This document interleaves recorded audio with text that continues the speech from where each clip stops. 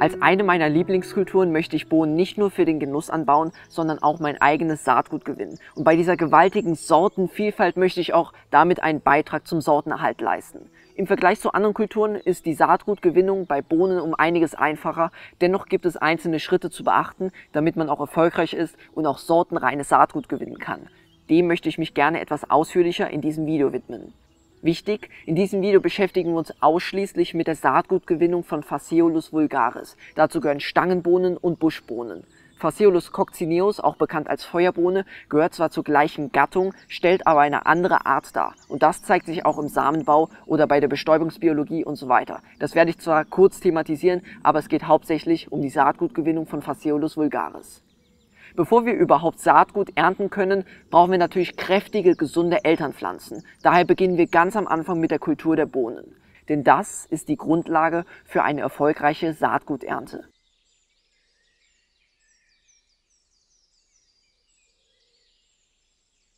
Zu Beginn herrscht bereits die erste Schwierigkeit, nämlich welcher der vielen tollen Sorten ich dieses Jahr einen Platz in meinem Garten biete.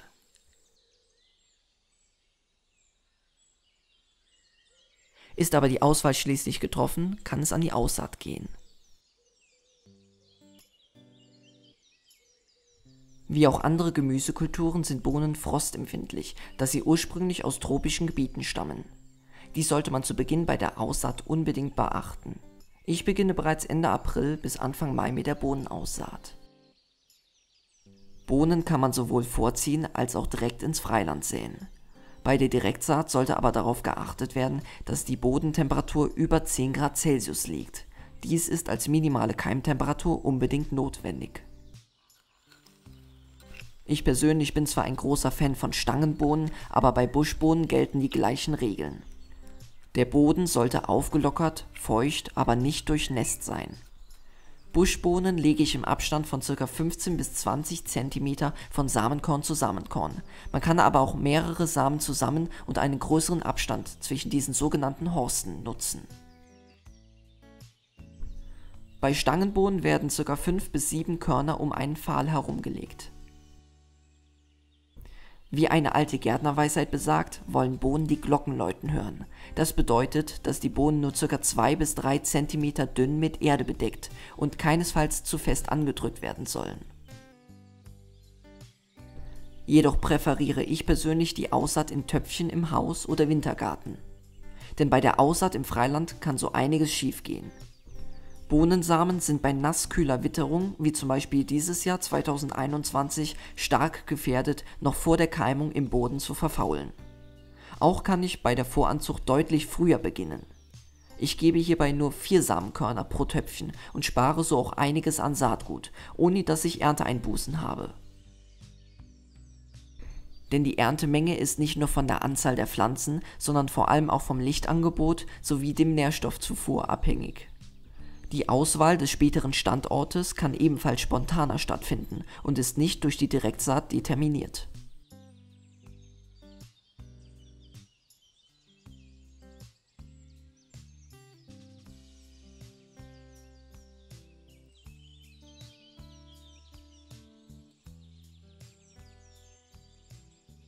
Für die spätere Pflanzung muss natürlich auch der Standort hergerichtet werden. Für Stangenbohnen werden Rankmöglichkeiten benötigt. Ich nutze da gerne junge Ahornstämme oder Haselnussstämme, die wachsen in unserem Garten en masse, aber man kann natürlich auch andere Rankmöglichkeiten nutzen. Auch die Bodenqualität sollte Beachtung finden. Bohnen an sich sind Schwarzzehrer und haben als Leguminose die Eigenschaft, mit Rhizobien, das sind Knöllchenbakterien, eine Symbiose einherzugehen, wo molekular gebundener Stickstoff ihnen als organischer Stickstoff, zum Beispiel Ammonium, zur Verfügung gestellt wird. Daher muss der Boden nicht aufgedüngt werden, das mögen Bohnen auch gar nicht so wirklich. Der Boden sollte aber locker sein, damit Staunässe vermieden wird. Das können Bohnen nämlich überhaupt nicht leiden und außerdem können da die Wurzeln nicht so schön durchdringen in den Boden, wodurch die Pflanzen nicht so gut wachsen. Hat der Standort die gewünschten Eigenschaften, steht der Pflanzung an sich nichts mehr im Wege. Hat sich der Frühling etwas stabilisiert, können endlich die vielen vorgezogenen Bohnen ausgepflanzt werden.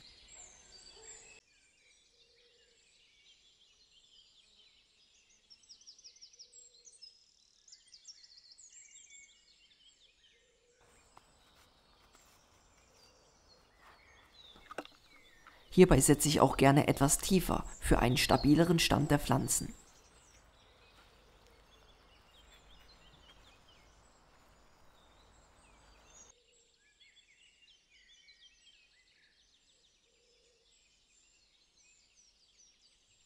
Besonders als junge Pflanzen sind Bohnen sehr anfällig für Schneckenfraß. Die sollte nach der Aussaat unbedingt regelmäßig kontrolliert werden. Diese Gefahr minimiert sich dagegen bei der Voranzucht. Die Pflanzen haben bereits einen guten Wachstumsvorsprung. Also nochmal ein Vorteil, wenn man die Pflanzen vorzieht.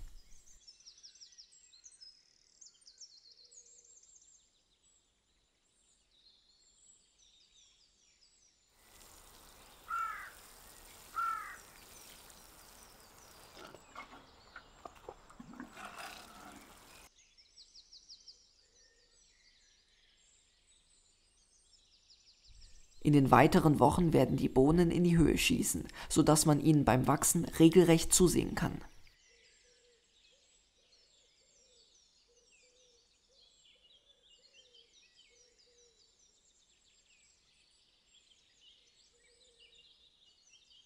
Mit den ersten Blüten kommen wir zu einem der wichtigsten Themen im Samenbau, nämlich der Bestäubungsbiologie. Schließlich wollen wir alles sortenreines Saatgut gewinnen und unkontrollierte Kreuzungen vermeiden.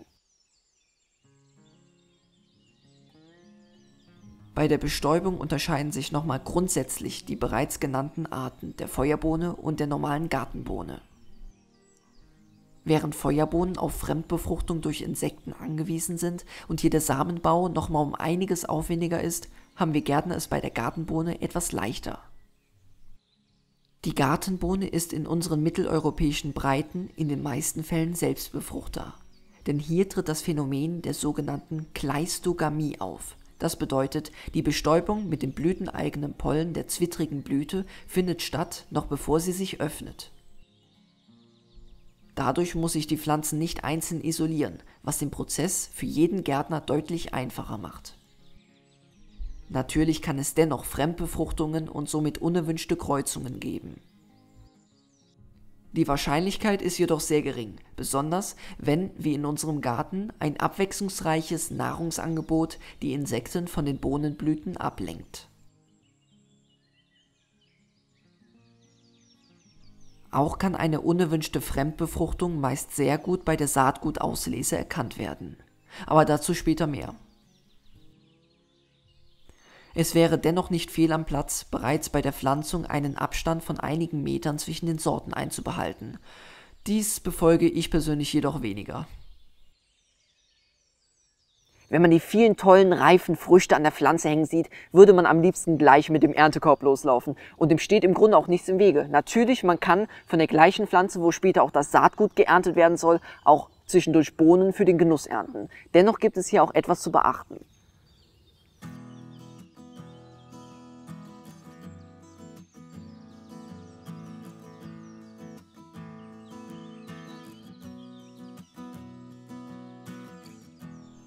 Da die Ausreife der Hülsen bis zur fertigen Samenreife durchaus länger dauern kann, sollte man bei der Ernte Acht geben.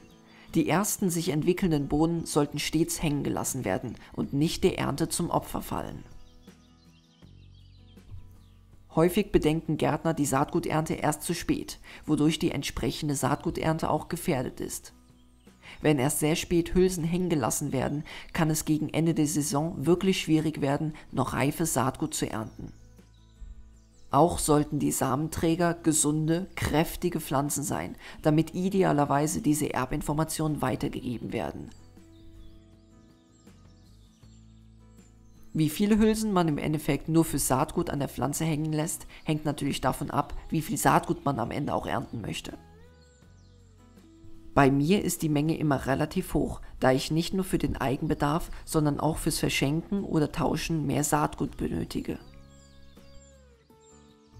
Manchmal kann die Reife der Bohnen sehr lange dauern, aber langsam verfärben sich die Hülsen. Sie werden größer und bunter.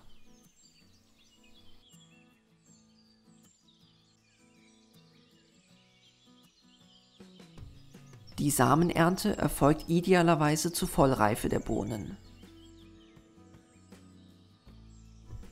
Hierbei sind die Hülsen bereits trocken und sie rascheln. In diesem Zustand sind die Samen voll ausgereift und so können die Hülsen abgeerntet werden.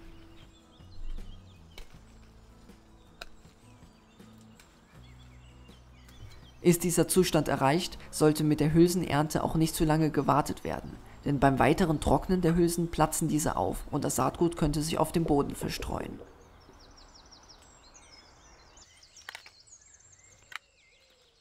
Bei der Hülsenernte achte ich auch darauf, dass jene, die sich von den anderen äußerlich unterscheiden, aussortiert werden. Dies können nämlich unerwünschte Kreuzungen sein, die wir zumindest bei der sortenreinen Saatgutvermehrung vermeiden wollen.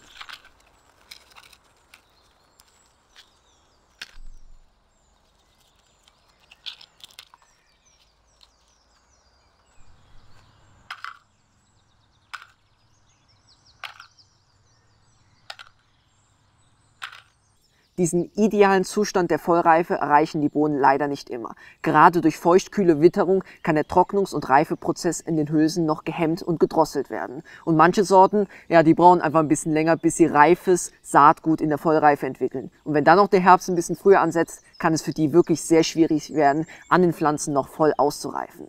Mit der Saatguternte noch bevor die Hülsen die Vollreife erreicht haben, habe ich dennoch in den vergangenen Jahren einige Erfahrungen gesammelt, die ich gerne mit euch teilen möchte, was man da beachten sollte.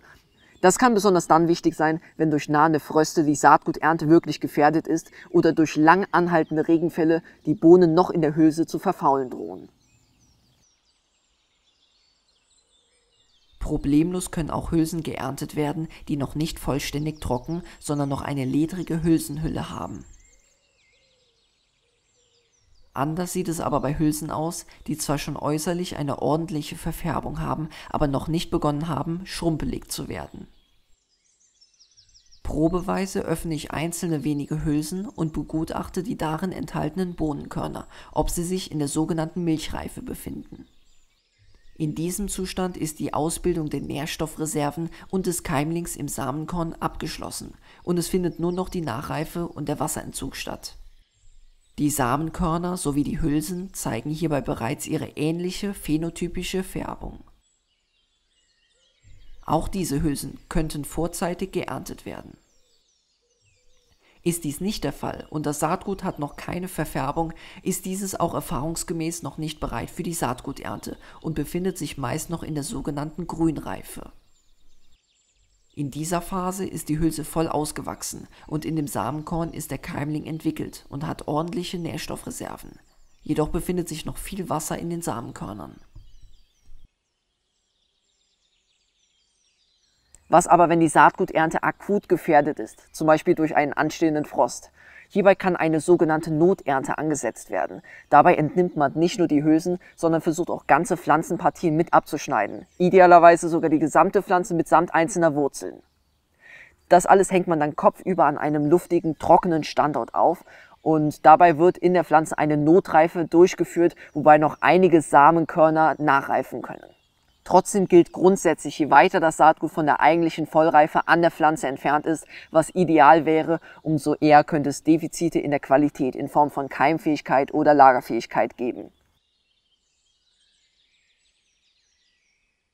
Nach dieser Ernte können es viele Gärtner kaum erwarten, das Saatgut endlich aus der Hülle zu entnehmen. Diese Vorfreude kann ich vollkommen verstehen. Teilweise entnehmen Gärtner aber auch Samenkörner aus den noch nicht getrockneten Hülsen.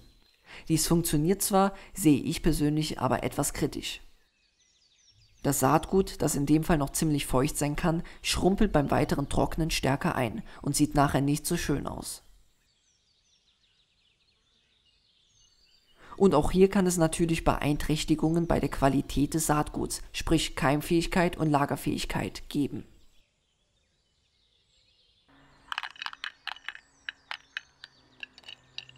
Ich lasse die Hülsen und das darin enthaltene Saatgut daher anständig in der zarten Septembersonne nachtrocknen und nachreifen.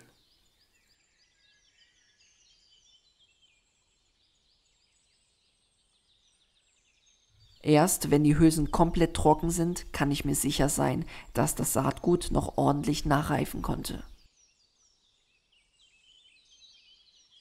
Für die Entnahme des Saatguts gibt es vielerlei Möglichkeiten. Zum Beispiel kann man das Saatgut dreschen.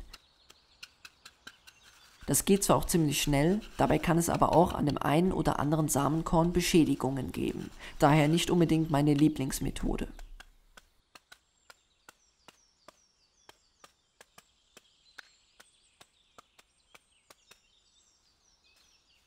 Auch wenn es mehr Zeit in Anspruch nimmt, präferiere ich persönlich es, das Saatgut in meditativer Stimmung aus den Hülsen zu pulen.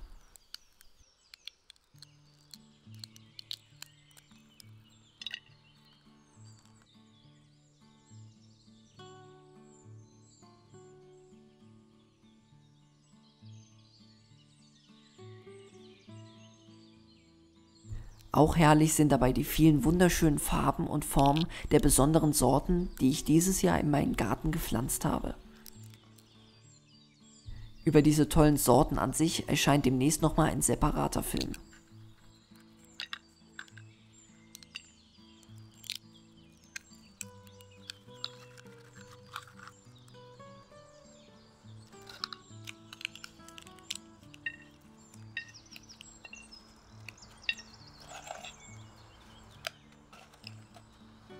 Auch bei der Bohnenentnahme achte ich auf taube oder schlecht ausgeformte Bohnen, sowie jene, die sich äußerlich von den anderen unterscheiden.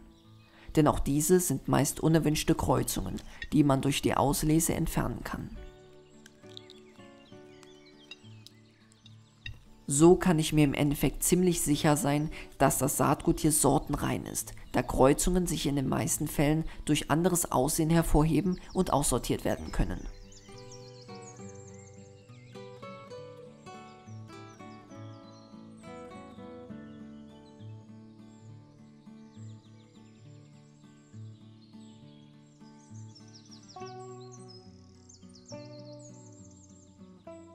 Auf die Entnahme folgend muss das Saatgut ordentlich nachtrocknen. Für den nächsten unerlässlichen Schritt muss das Saatgut abgefüllt werden.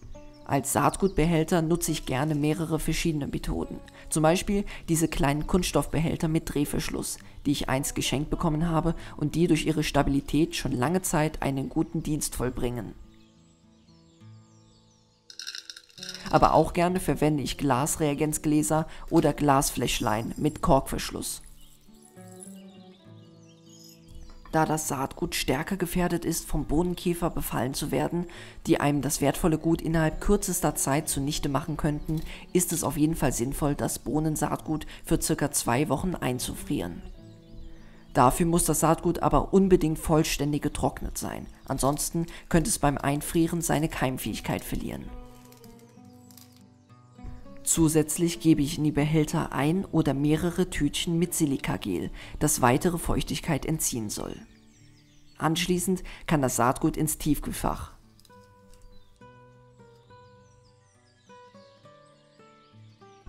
Dieses hier habe ich extra in Beschlag genommen, zum Ärger meiner Familie.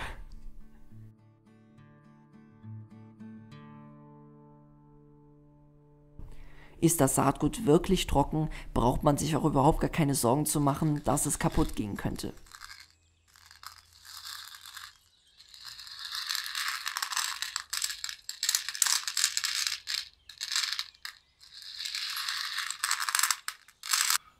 Gar nicht mal so kompliziert die Saatguternte bei Bohnen und deshalb kann ich sie auch wirklich jedem Gärtner ans Herz legen. Im Vergleich zu anderen Kulturen ist die Saatguternte bei Bohnen wirklich um einiges einfacher. Und mir macht es persönlich besonders viel Spaß. Es gehört zu einer meiner Lieblingsbeschäftigungen, die Saatguternte bei den Bohnen durchzuführen. Allein weil das Saatgut so wunderschön aussieht und diese tolle Vielfalt, die man damit erhalten kann und auch begutachten kann, finde ich einfach jedes Mal beeindruckend.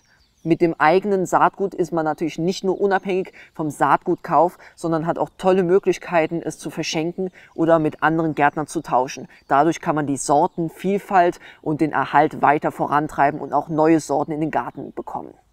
Wenn euch dieses Video gefallen hat, würde ich mich natürlich sehr über einen Daumen nach oben freuen und auch wenn ihr den Kanal kostenlos abonnieren würdet. Dann verpasst ihr auch keine weiteren Videos mehr und es folgen noch spannende Themen auch zum Thema Saatgutgewinnung, Sortenvielfalt, Vielfalt erhalten und natürlich noch vieles mehr. Ich habe einiges noch auf Lager, was demnächst erscheinen wird. Ansonsten nutzt das gute Wetter. Ja, die Sonne ist jetzt wieder verschwunden, aber ich gehe jetzt noch ein bisschen raus, etwas machen. Das empfehle ich euch auch. Geht raus in den Garten, in die Natur. In dem Sinne, salut et à bientôt. Bis zum nächsten Mal.